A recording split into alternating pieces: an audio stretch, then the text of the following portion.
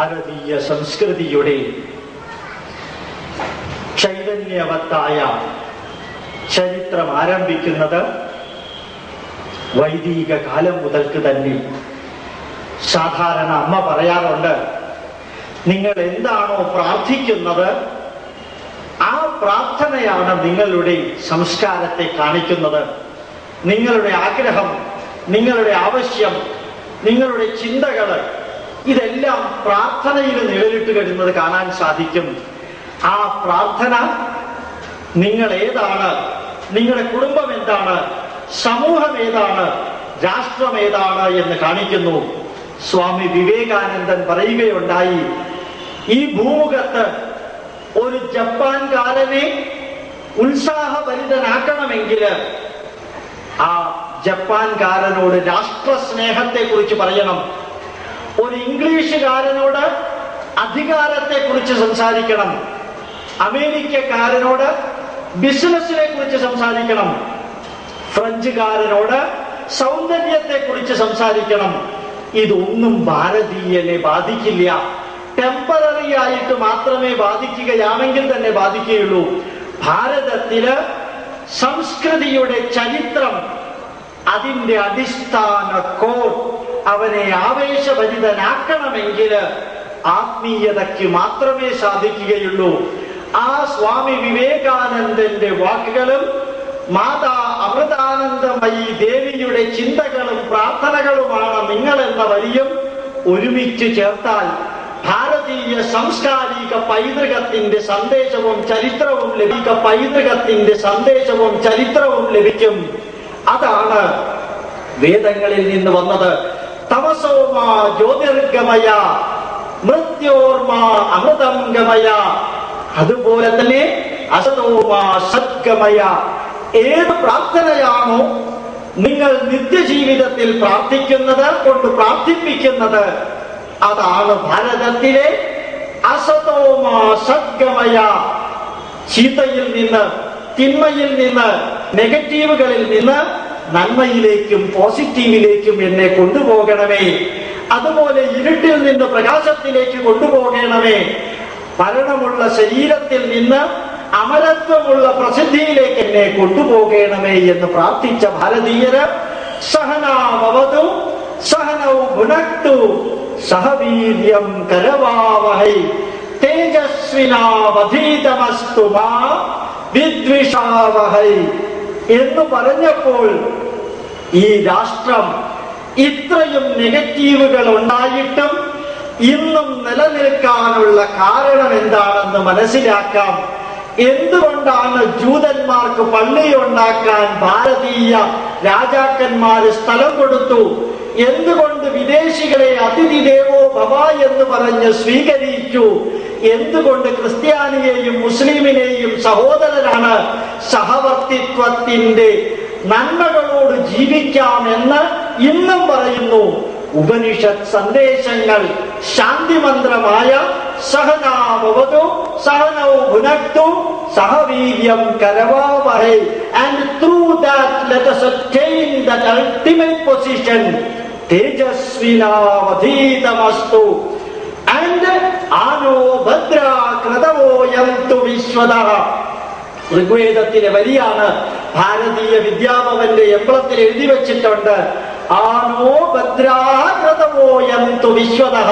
ലോകത്തിന്റെ എല്ലാ ഭാഗത്തു നിന്നും നന്മ നിറഞ്ഞ ചിന്താധാരകൾ എന്നിലേക്ക് പ്രവഹിക്കട്ടെ എന്ന് പറഞ്ഞവരുടെ മാനസികാവസ്ഥയാണ് ഭാരതത്തിലുള്ളത്.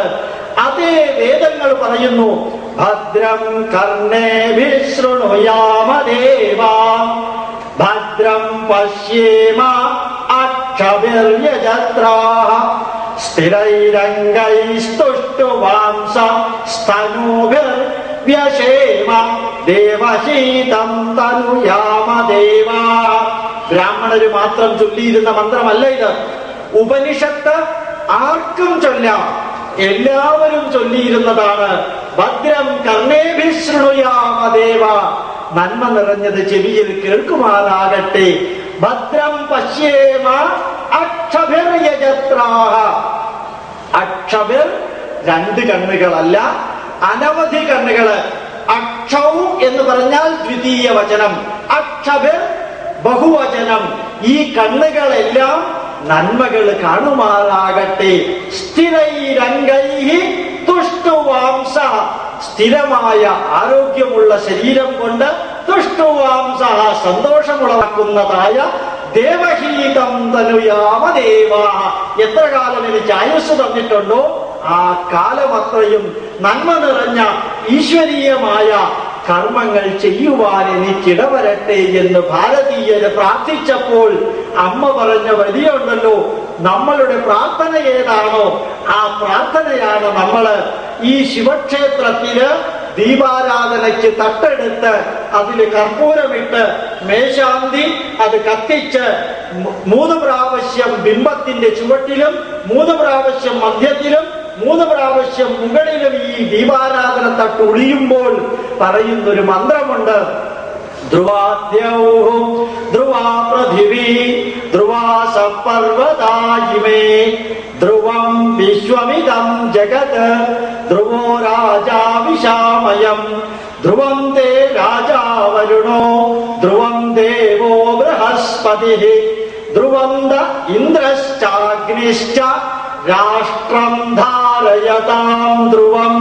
ഈ ജ്യോതിർഗോളങ്ങൾ, ഈ പർവ്വതങ്ങൾ, ഈ നദികൾ, ഈ രാഷ്ട്രം, ഈ വിഗ്രഹങ്ങൾ, ഈ ഗ്രഹങ്ങൾ, അതുപോലെ മിത്രാവരുണനും അഗ്നിയും ഇന്ദ്രനും രാജാവും ഭൂമിയും ധ്രുവ മംഗളകരമായ അവസ്ഥയുണ്ടാക്കി തീരട്ടെ. ആ പൂജ കഴിക്കുന്ന നമ്പൂതിരി ഞാൻ നന്നാകട്ടെ.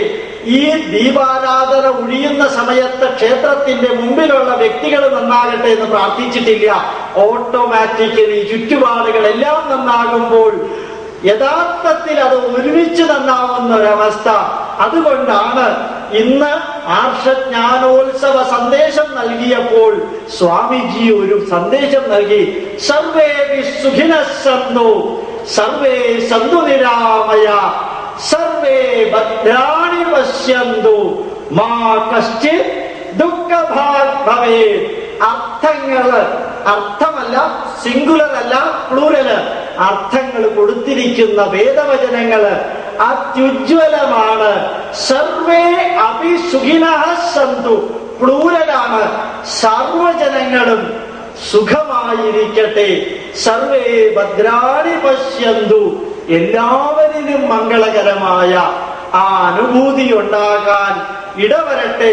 അത് എനിക്ക് കാണുമാറാകട്ടെ.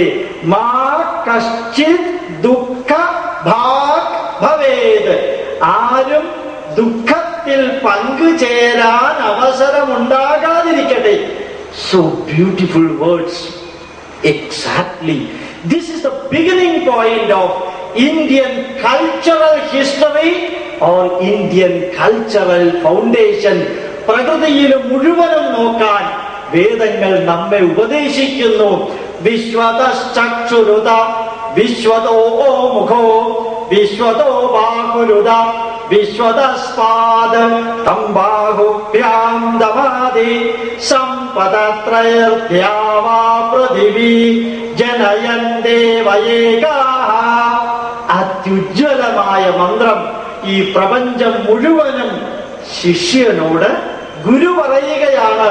പ്രപഞ്ചം മുഴുവനും നിന്റെ കണ്ണുകൾ കൊണ്ട് അന്വേഷിക്കുക, പ്രപഞ്ചം മുഴുവനും നിന്റെ കൈകൾ കൊണ്ട് അനലൈസ് ചെയ്യുക, പ്രപഞ്ചം മുഴുവനും നിന്റെ കാലുകൾ കൊണ്ട് നടന്നു കാണുക, എന്നിട്ട് മസ്തിഷ്കം ഉപയോഗിച്ച് ചിന്തിക്കുക. ഈ പ്രപഞ്ചവും ജ്യോതിസ്വരൂപങ്ങളും മറ്റെല്ലാം സൃഷ്ടിച്ച ദേവൻ ആരാണ്?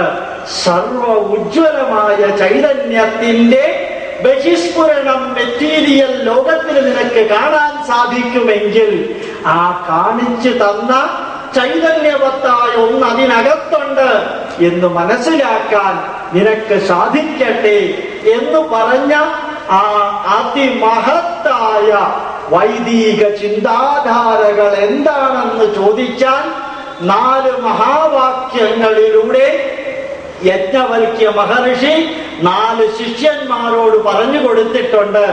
സനാതന ധർമ്മത്തിന്റെ ചരിത്രം സാംസ്കാരികമായ പശ്ചാത്തലത്തിൽ വിശകലനം ചെയ്താൽ അതിനെ ഒരു 4 വരി കൊണ്ട് പറയാൻ സാധിക്കുമോ എന്ന് ICHR-ലേക്ക്, ഇന്ത്യൻ കൗൺസിൽ ഓഫ് ഹിസ്റ്റോറിക്കൽ റിസർച്ചിലേക്ക് ആരെങ്കിലും എറണാകുളത്ത് നിന്ന് പ്രഭാഷണം കഴിഞ്ഞ് ടെലിഫോൺ ചെയ്ത് ചോദിച്ചാൽ അവിടെ ഉള്ളവർക്ക് പറയാൻ സാധിക്കും.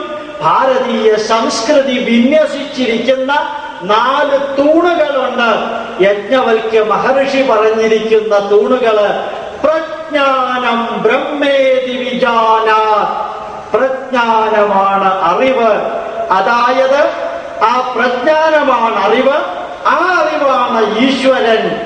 ഭൂമിയിൽ ജനിച്ചു വളർന്ന മരിക്കുന്ന സർവ ജീവജാലങ്ങളിലും വർത്തിക്കുന്ന ചൈതന്യം ഏതാണോ, കോൺഷ്യസ്നെസ് ഏതാണോ, അവയർനെസ് ഏതാണോ, അതിനെയാണ് സാംസ്കാരികമായിട്ട് ഭാരതീയൻ ഈശ്വരനായിട്ട് കണ്ടത്. അതുകൊണ്ട് തന്നെയാണ് 2ാമത്തെ വരിയിലൂടെ യജ്ഞവൽക്യ മഹർഷി ശിഷ്യനോട് പറഞ്ഞത് അഹം ബ്രഹ്മാസ്മി. ഇന്ന് തമാശന് പലരും പറയും ഞാൻ ബ്രഹ്മമാണ്. ഞാൻ ബ്രഹ്മമല്ല, എന്നിൽ പ്രവർത്തിക്കുന്ന ചൈതന്യം ബ്രഹ്മമാണ്. അതിനെന്താ തെളിവ്? അതിനുള്ള തെളിവ് തന്നെയാ ഈ ഇരിക്കുന്നവര്. എങ്ങനെയാ ഈ ഇരിക്കുന്നവർ അതിന് തെളിവാകുന്നത്? ഇവിടെ നിന്ന് മൈക്കിന്റെ മുമ്പിൽ നിന്നുകൊണ്ട് ഒരാള് മലയാള അക്ഷരങ്ങൾ കൂട്ടിച്ചേർത്ത് മലയാള പദങ്ങൾ ഉണ്ടാക്കി, ആ പദങ്ങളെ വരികളാക്കി, ആ വരികളെ പാരഗ്രാഫുകളാക്കി, ആ പാരഗ്രാഫുകളിലൂടെ ഒരു സന്ദേശം കൊടുക്കുമ്പോൾ ആ സന്ദേശത്തിന്റെ അക്ഷരങ്ങളെ കൂട്ടിച്ചേർത്ത, പദങ്ങളെ കൂട്ടിച്ചേർത്ത, വരികളെ കൂട്ടിച്ചേർത്ത പാരഗ്രാഫുകളിലുള്ള സന്ദേശം നിങ്ങളുടെ ചെവിയിലൂടെ ചെന്ന് മസ്തിഷ്കത്തിൽ ചെന്ന് തലച്ചോറ് അനലൈസ് ചെയ്ത് പറയുന്ന സമയത്ത് തന്നെ ഇയാൾ പറയുന്നത് ഇതാണ് എന്ന് നിങ്ങൾ അറിയാതെ മനസ്സിലാക്കി കൊടുക്കുന്ന ഒരു ചൈതന്യം ഏതാണ്ട് 1.1 കിലോഗ്രാം ഉള്ള തലച്ചോറിനകത്ത് വെച്ചിട്ടുണ്ട്. നമ്മളിൽ പലരും മട്ടണും ബീഫും കഴിക്കുമ്പോഴത്തേക്കും ബ്രെയിൻ ഫ്രൈ കഴിക്കാറുണ്ട്. ചില പശുക്കളുടെയും ആടിന്റെയും ബ്രെയിൻ ഫ്രൈ മനുഷ്യന്റെ ഈശ്വരാനുഗ്രഹം കൊണ്ട് പബ്ലിക്കായിട്ട് ആരും കഴിച്ചിട്ടില്ല, ഈദി അമീൻ ഒഴികെ. അങ്ങനെയുള്ള ആ ബ്രെയിനിനകത്തുള്ള ആ ചൈതന്യമുണ്ടല്ലോ, അവിടെ നിന്ന് ഇങ്ങേറ്റം വരെ നോക്കുമ്പോൾ നിങ്ങൾക്ക് മനസ്സിലാക്കാം. ഒരു പടം വെച്ചിരിക്കുന്നത് ശാരദാദേവിയുടെ, മറ്റൊരു പടം വെച്ചിരിക്കുന്നത് വിവേകാനന്ദന്റെ, മറ്റൊരു പടം വെച്ചിരിക്കുന്നത് ശങ്കരാചാര്യരുടെ, മറ്റൊരു പടം വെച്ചിരിക്കുന്നത് രാമകൃഷ്ണ പരമഹംസരുടെ, ഇപ്പുറത്ത് വെച്ചിരിക്കുന്നത് ദേവിയുടെ, ഇപ്പുറത്ത് വെച്ചിരിക്കുന്നത് അമൃതാനന്ദമയ്യുടെ. ഇതിൽ ഇത്രയും പേരുള്ളതില്, ഇത്രയും ചിത്രങ്ങളുള്ളതില് ഇവരെ എല്ലാവരെയും കണ്ടിട്ടുള്ളവർ ഈ സദസ്സിൽ ആരുണ്ട്? ഒരൊറ്റ ആള് കണ്ടിട്ടില്ല. അമ്മയെ മാത്രമേ കണ്ടിട്ടുള്ളൂ, മറ്റേ ആരെയും നിങ്ങൾ കണ്ടിട്ടില്ല. പക്ഷെ നിങ്ങളുടെ ബ്രെയിൻ നിങ്ങളോട് പറയും ഇത് ശങ്കരാചാര്യനാണ്, ഇത് വിവേകാനന്ദനാണ്. കണ്ടിട്ടില്ല. പിന്നെ എങ്ങനെ പറയുന്നു? ബ്രെയിനിനകത്ത് ഒരു മൂലയ്ക്ക് വിവേകാനന്ദന്റെ ചിത്രം വരച്ചു വെച്ചിട്ടുണ്ട്. ഈ രാഷ്ട്രത്തിലെ എന്നല്ല, അത്യന്താധുനിക ശാസ്ത്രത്തിൽ ബയോകെമിസ്ട്രിക്ക് നോബൽ പ്രൈസ് കിട്ടിയിരിക്കുന്ന ആ ശാസ്ത്രത്തിനെ വിളിച്ചു ചോദിക്കുക, ഇനി ഈ തലയ്ക്കകത്ത് വെച്ചിരിക്കുന്ന മെമ്മറി എവിടെയാണ്, എങ്ങനെയാണ്, എപ്രകാരമാണ് വെച്ചിരിക്കുന്നത് എന്ന് ഒന്ന് ആർഷജ്ഞാനോത്സവത്തിന്റെ മൈക്കിന്റെ മുമ്പിൽ വന്നൊന്ന് പറയാൻ സാധിക്കുമോ എന്ന് ചോദിക്കുക. അദ്ദേഹം പറയും ദ കമ്മിങ് 2000 years, വരാൻ പോകുന്ന 2000 വർഷക്കാലം നിങ്ങളുടെ തലയ്ക്കകത്ത് വിവേകാനന്ദന്റെ ചിത്രം എവിടെയാണ് വെച്ചിരിക്കുന്നത് എന്ന് ആധുനിക ശാസ്ത്രത്തിന് പറയാൻ സാധ്യമല്ല. അമ്മയുടെ ഒരു വരി നിങ്ങൾ കേട്ടാൽ ഷോക്കടിച്ച മാതിരി നിങ്ങൾ പറയും ഇത് മാതാ അമൃതാനന്ദമയി ദേവിയുടെ ശബ്ദമാണ് എന്ന്. തലയ്ക്കകത്ത് എവിടെയായി ഇത് റെക്കോർഡ് ചെയ്ത് വെച്ചിരിക്കുന്നത്? ജപ്പാൻ ടൈപ്പിലാണ് റെക്കോർഡ് ചെയ്ത് വെച്ചിരിക്കുന്നത്? CD-യിലാണോ റെക്കോർഡ് ചെയ്ത് വെച്ചിരിക്കുന്നത്? ഒന്നിനുമല്ല. അറിഞ്ഞുകൂടാ എന്ന് പച്ചയ്ക്ക് പറയുകയല്ലാതെ അറിയാമെന്ന് പറയുന്നവൻ MA ഡിഗ്രി എടുത്ത് മാസ്റ്റർ ഓഫ് അജ്ഞാന എന്ന് പറയുന്ന മാതിരിയാണ്. അതിനപ്പുറത്തേക്ക് കടക്കാൻ സാധ്യമല്ല. കാരണം ഈ തലച്ചോറ് ഈ ശരീരത്തിനകത്ത് പ്രവർത്തിക്കുന്നതിന്റെ ഒരംശം ഒന്ന് ചിന്തിക്കാൻ ശ്രമിച്ചാൽ അബ്സല്യൂട്ട്ലി യജ്ഞവൽക്യ മഹർഷി പറഞ്ഞത് ശരിയാണെന്ന് പറയും. അയം ആത്മാ ബ്രഹ്മ ഈ ആത്മചൈതന്യം സ്വബോധത്തിലുള്ളത്, കഴിച്ച ഭക്ഷണത്തെ ദഹിപ്പിക്കുന്നത്, മുമ്പിൽ വന്ന വ്യക്തിയെ തിരിച്ചറിയിപ്പിക്കുന്നത്. ഇന്നലെ യേശുദാസ് ഇത് ഉദ്ഘാടനം ചെയ്ത സമയത്ത് ചൊല്ലിയിരിക്കാൻ സാധ്യതയുള്ള ആ സംസ്കൃത വരികളെ അതിന്റെ അർത്ഥത്തോടുകൂടി നിങ്ങളെ മനസ്സിലാക്കിപ്പിച്ച നിങ്ങളുടെ ചെവി പ്രവർത്തിപ്പിക്കുന്ന ചൈതന്യം ഏതാണോ ആ ചൈതന്യത്തിന്റെ ഉടമസ്ഥര്, അത് അഹം ബ്രഹ്മാസ്മി എന്ന് പറഞ്ഞ യജ്ഞവൽക്യ മഹർഷി ഒരു മിനിറ്റ്, ഒരു സെക്കൻഡ് വൈകിക്കാതെ വിരല് ചൂണ്ടിക്കൊണ്ട് അപ്പുറത്തുള്ള ശിഷ്യനോട് പറഞ്ഞു, തത് ബ്രഹ്മ ത്വമസി തത്വമസി. ശബരിമലയിലേക്ക് പോകുമ്പോൾ എഴുതി വെച്ചിട്ടുണ്ട് തത്വമസി, തത് ത്വം അസി. അതേ ചൈതന്യമാണ് നീ. കാരണം നിന്റെ ശരീരത്തിന്റെ പ്രവർത്തനം വെറുതെ കണ്ണുമടച്ചിരുന്നൊന്ന് ചിന്തിച്ചാൽ മതി. പഞ്ചജ്ഞാനേന്ദ്രിയങ്ങള്, പഞ്ചഭൂതം, പഞ്ചകർമ്മേന്ദ്രിയം, പഞ്ചപ്രാണൻ. ആരോടെങ്കിലും ഒന്ന് ചോദിക്കുക, നിങ്ങൾക്ക് ദേഷ്യം വരുന്നുണ്ടല്ലേ? എന്താ ദേഷ്യം എന്ന് പറഞ്ഞാൽ? എന്താ ദേഷ്യം എന്ന് പറഞ്ഞാൽ? ദേഷ്യം എന്ന് പറഞ്ഞാൽ ദേഷ്യം തന്നെ. അത് ശരീരത്തിനകത്ത് എങ്ങനെയാ വരിക? ശരീരത്തിനകത്ത് എങ്ങനെയാ വരിക എന്ന് അറിഞ്ഞുകൂടാ. പല്ല് കടിക്കും, കണ്ണ് വട്ടമാകും, കയ്യിന്റെ ആക്ഷൻ കൂടും. അല്ലാണ്ട് ദേഷ്യം എന്ന വികാരം എന്താണെന്ന് എക്സ്പ്ലെയിൻ ചെയ്യാൻ സാധ്യമല്ല. ദാഹിക്കുന്നു എന്ന് തോന്നുന്നു. എങ്ങനെയാ ദാഹിക്കുന്നു എന്നുള്ള വികാരം ഉണ്ടായത്? അറിഞ്ഞുകൂടാ. വിശക്കുന്നു, എങ്ങനെയാ വിശക്കുന്നു എന്നുള്ള വികാരം ഉണ്ടായത്? ഏത് കെമിക്കലാ വന്നത്? ആ കെമിക്കൽ എവിടെ നിന്നാ വന്നത്? ആ കെമിക്കൽ വരണമെന്ന് ശരീരത്തോട് പറഞ്ഞതാരാ? അറിഞ്ഞുകൂടാ. ഒറ്റ ചോദ്യം. പലരും മുട്ട കഴിക്കുന്നുണ്ടാവും. ശരീരം ഒരു 120 വർഷം ഇരിക്കണം എന്ന് പറഞ്ഞ കോഴി മക്കൾക്ക് വേണ്ടി ഉണ്ടാക്കിയ, കോഴിയുടെ മക്കൾക്ക് വേണ്ടി ഉണ്ടാക്കിയ മുട്ട, അത് പുഴുങ്ങിയതിനു ശേഷം ഒന്ന് പൊട്ടിച്ച് ഒന്ന് തുറന്നു വെക്കുക. ഞാൻ പല സദസ്സിലും പറഞ്ഞിട്ടുണ്ട്. പക്ഷെ ഈശ്വരനെ നേരിട്ട് കാണാൻ സാധിക്കും. ആ മുട്ടയൊന്ന് പൊട്ടിച്ചാൽ ആ മൂലയ്ക്ക് 1 മില്ലി വായു വെച്ചിട്ടുണ്ട്. വായു 1 മില്ലി വായു ഈശ്വരൻ അമ്മ കോഴിയിലൂടെ കുഞ്ഞു കോഴിക്ക് വെച്ചു കൊടുത്തതാ. മുട്ടത്തോട് പൊട്ടിച്ച് പുറത്തു വരുമ്പോൾ അത് ശ്വസിക്കാൻ വേണ്ടിയിട്ട് ഒരു പ്രപഞ്ച ചൈതന്യമുണ്ട്. ആ ചൈതന്യം എന്നിലുണ്ട്, ആ ചൈതന്യം നിന്നിലുണ്ട്. ആ ചൈതന്യത്തെയാണ് ബ്രഹ്മചൈതന്യം എന്ന് പറയുന്നത്. ആ ചൈതന്യമാണ് ആത്മാവ്. അതുകൊണ്ട് ഞാൻ ഈശ്വരന്റെ അംശമാണ്, നീയും ഈശ്വരന്റെ അംശമാണ്. അതുകൊണ്ട് നമ്മൾ എല്ലാവരും ഈശ്വരന്റെ അംശമാണ്. അതുകൊണ്ടാണ് സർവേ സുഖിനഃ സന്തു സർവേ സന്തു നിരാമയ സർവേ ഭദ്രാണി പശ്യന്തു മാ കശ്ചിത് ദുഃഖഭാഗ് ഭവേത് എന്ന് പറഞ്ഞത്. ഈ വൈദിക ചിന്താധാര തന്നെയാണ് യഥാർത്ഥത്തിൽ ഭാരതത്തിൽ ജീവിതത്തിലേക്ക് പകർത്തിയത്. 3 കാര്യം വ്യക്തിയെ സംബന്ധിച്ചിടത്തോളം ഭാരതീയര് നിഷ്കർഷിച്ചിരുന്നു. 3 കാര്യം ഓർക്കാൻ സാധിക്കുന്നവർ ഓർക്കുക. അതിന്റെ short form PPS: physiology, psychology and spirituality. ഒരു വ്യക്തിയെ സംബന്ധിച്ചിടത്തോളം ശരീരമാദ്യം ഖലു ധർമ്മസാധനം. ശരീരം ധാർമ്മിക കാര്യങ്ങൾക്കുള്ളതാണ്. അതുകൊണ്ടാണ് ഭാരതീയൻ ഏത് കാരണവശാലും സാംസ്കാരിക ചരിത്രത്തിന്റെ അടിത്തറയായിട്ട് അവൻ ഒരു സ്ഥലത്തും ഒരുവനെയും പരിധിക്കപ്പുറം വേദനിപ്പിക്കാതെ ഇരിക്കാനുള്ള കാരണം ഈ ശരീരം നെഗറ്റീവ് ചെയ്യാനുള്ളതല്ല, അടിച്ചമർത്താനുള്ളതല്ല, നശിപ്പിക്കാനുള്ളതല്ല, മറ്റൊന്നിനെ തീർക്കാനുള്ളതല്ല. ആ ശരീരത്തിന്റെ നന്മ അത് ഭാരതത്തിൽ ചേർത്തു. അതുപോലെ മനസ്സിന്റെ നന്മ ഭാരതീയ സാംസ്കാരിക ചരിത്രത്തിന്റെ ഭാഗമായിട്ട് വ്യക്തികളിൽ വളരാൻ അനുവദിച്ചു. അതുപോലെ തന്നെയാണ് ആത്മീയത. ഭാരതത്തിന്റെ ചരിത്രം വ്യക്തിയിൽ നിന്ന് ആരംഭിക്കുമ്പോൾ വ്യക്തിയുടെ ആദ്യ ഭാഗം ശരീരത്തിൽ നിന്ന് ആരംഭിക്കുന്നു. അതുകൊണ്ടാണ് സൂര്യോദയത്തിന് മുമ്പ് എഴുന്നേൽക്കണം പറഞ്ഞ് ആചാരമുണ്ടാക്കി, എഴുന്നേറ്റ ഉടനെ പ്രാർത്ഥിക്കണമെന്ന് ആചാരമുണ്ടാക്കി, എഴുന്നേറ്റ ഉടനെ ഭൂമി തൊട്ട് തലയിൽ വെക്കണമെന്ന് ആചാരമുണ്ടാക്കി, പല്ല് തേച്ചതിന് ശേഷമേ കാപ്പി കുടിക്കാവൂ എന്ന്, കുളിക്കണമെന്ന ആചാരം, പ്രാർത്ഥിക്കണമെന്ന ആചാരം, അന്നത്തെ മുമ്പിൽ വെച്ച് 2 കയ്യും കൂപ്പിയിട്ട് ബ്രഹ്മാർപ്പണം ബ്രഹ്മാവിർ ബ്രഹ്മാഗ്നൗ ബ്രഹ്മണാഹുതം ബ്രഹ്മൈവ തേന ഗന്ധവ്യം ബ്രഹ്മകർമ്മ സമാധിന.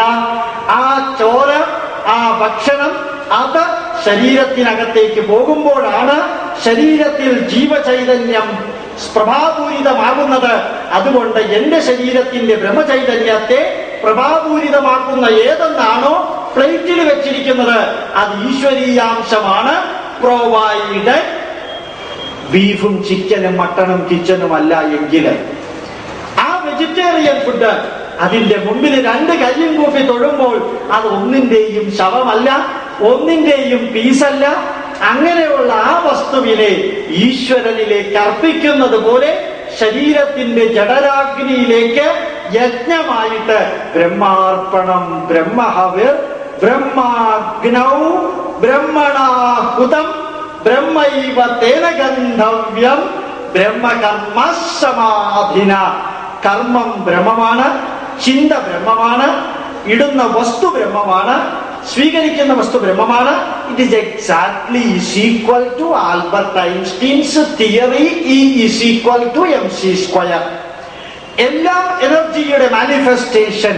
അതുകൊണ്ട് ഈ അന്നബ്രഹ്മത്തെ ഞാൻ തൊഴുന്നു എന്ന ആചാരം ഉണ്ടാക്കിയത് ശരീരത്തിന്റെ പ്രത്യേകത. ആ ശരീരം ഊർജസ്വലമാകാൻ വേണ്ടി ഭാരതീയര് പറഞ്ഞു സസ്യാഹാരമാണ് നല്ലത്. ഭാരതീയ സംസ്കൃതിയുടെ ഭാഗമാണ്. അതിപുരാതന കാലത്ത് യജ്ഞത്തിന്റെ ഭാഗമായിട്ട് മൃഗങ്ങളെ ഹോമിച്ചിരുന്നു. അപ്പോഴാണ് ധർമ്മത്തിന് ഗ്ലാനി സംഭവിച്ചത്. അപ്പോൾ ബുദ്ധദേവൻ വന്നു, ഒരു കാരണവശാലും മൃഗങ്ങളെ ഹോമിക്കരുതെന്ന് പറഞ്ഞ് ശുദ്ധീകരിച്ചു ധർമ്മത്തെ, സാംസ്കാരിക പൈതൃകത്തെ അവര് ശുദ്ധീകരിച്ചു. ആ ചിന്തയിലൂടെ യജ്ഞം വെജിറ്റേറിയൻ യജ്ഞമായി മാറി.